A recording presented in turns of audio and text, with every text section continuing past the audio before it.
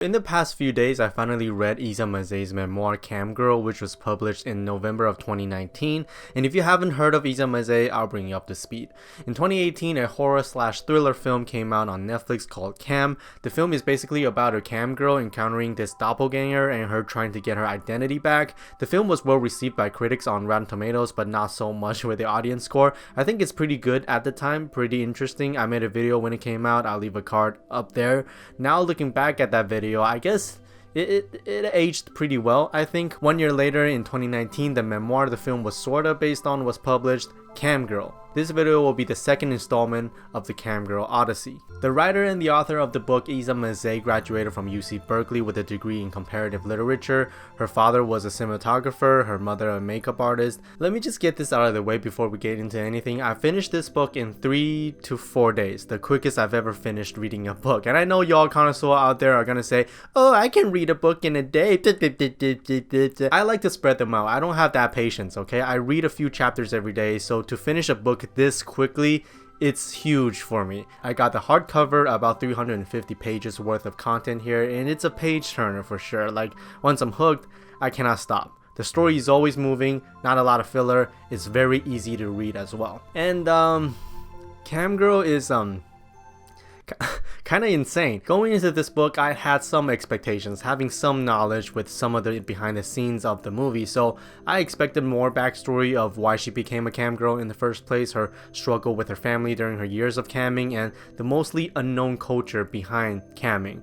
Overall, I got what I wanted out of this book, and for the things I didn't quite get, we'll talk about that later. The book kickstarted with a prologue that's almost exactly the same as the opening scene of the movie, with her about to kill herself on stream. Then the first chapter, we jump right back to when she was in elementary school, leading this protest that's going on. Immediately, Isa gives you a glimpse of her personality, her character, and the people around her, what having a troublesome mother growing up and having an even more troublesome father growing up has done to her emotionally, and how it would impact her life choices down the road. The only family member who was always supportive was her sister. We get to understand the controlling side of Isa, with her always wanting to be the center of attention. Later on, we learn about this psychological trauma that has been a huge burden for her over the years, which was also explored towards the end of the memoir, and was almost a mystery right up until she finally reveals what it is. Throughout the memoir, Isa manages to flesh out these significant yet horrifying events in her life in a twisted way. Like, at one point I was kind of grossed out about the way she wrote it, I'm not gonna lie. Whether it's her having sex for the first time, getting a sugar daddy who pays for her everything, alcoholism, drug use, going to a sex shop for the first time, and all the way to her shows online where she masturbates in front of 300 or so people. And one of the reasons why the subject is so interesting to me is because of how it portrays this camming culture that not a lot of us know about and are familiar with. I think this is one of the best things Isa did with this book. There's a fantastic section in this book where Isa describes her sleeping with a sugar daddy for the first time and how it bothered her so much she had to think about completely irrelevant questions in her head to distract herself. There's also this insane part of the story where Isa goes to a convention and seeing some guy who would pay $400 fucking dollars for one picture of a girl's feet. Isa also shines a light on the community of these camming sites, these girls who actually know each other, kind of like YouTubers knowing each other, and they would collab to gain more publicity, again just like on YouTube.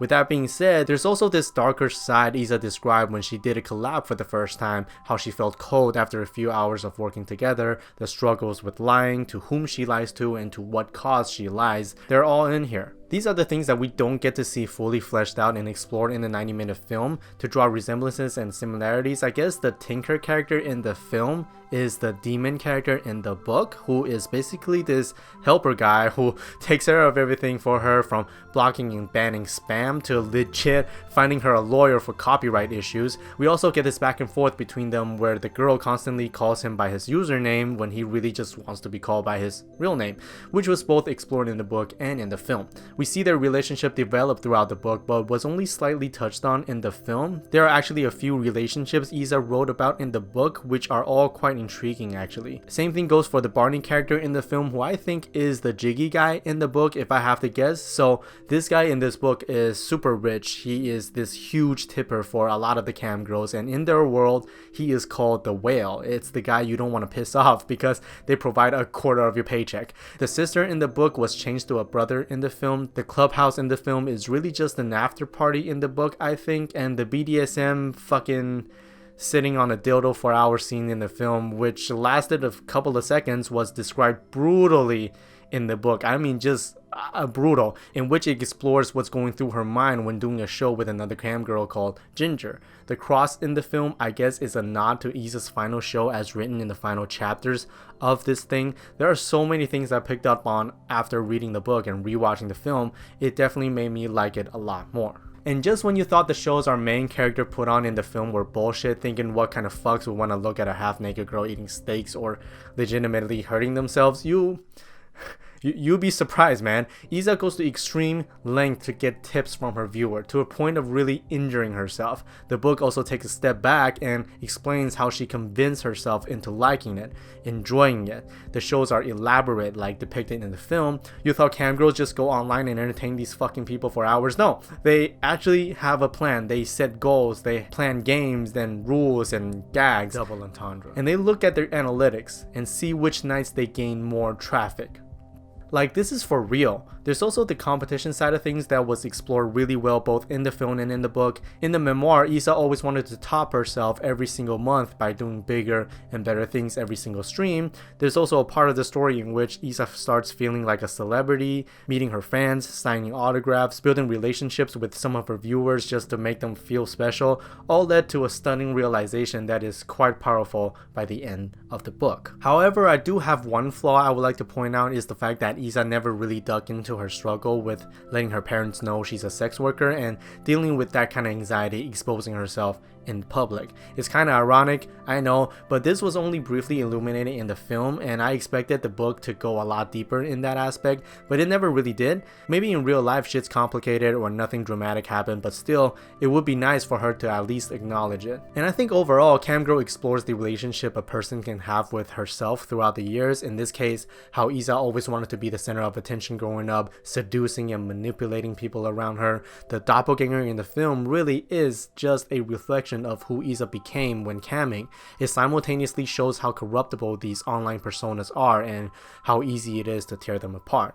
And I think the best way of translating the material to screen probably really is with a horror or a thriller. Cam, the film by itself, sure, it feels a little lackluster sometimes, but having to read the book, I understood a lot more from it. It works a lot better as a companion piece than a standalone film, which in this case is just no fun separating the two, so why even bother? Even though the book was mostly written from memory, the people's names were changed, it still felt very surreal. I love how Isa wrote the chat from her room from memory, and you almost get this real-time chat coming and going back and forth in the book. One of the most intriguing parts of this story as a whole is really how we can easily lose the sense of who we are as people. Sometimes the asshole you see today is just a human in the middle of growing up. But guess what? That matured and reasonable person would not be that person without being the asshole. The camming for Isa, I'm pretty sure happens to everyone. It's a metaphor really for all the cringy and regrettable shit you've done in the past to get to the person you are today. Things that you might look back with great shame or with great appreciation, or both. I said it in the first video, I'll say it again, sex workers don't have a face. They are people as well. There's no reason to treat them any differently than anyone else. I mean, homies gotta eat, right? At least they're out there doing it, unlike some of y'all fuckers who hide behind the keyboard and judge and criticize other people. That'll be all. That's all I gotta say. Be nice to people, and I'll see you next time. Bye. Just a side note, when rewatching this thing, I found Isa herself in the film. Like, hell yeah. Also, is this her? I think it is.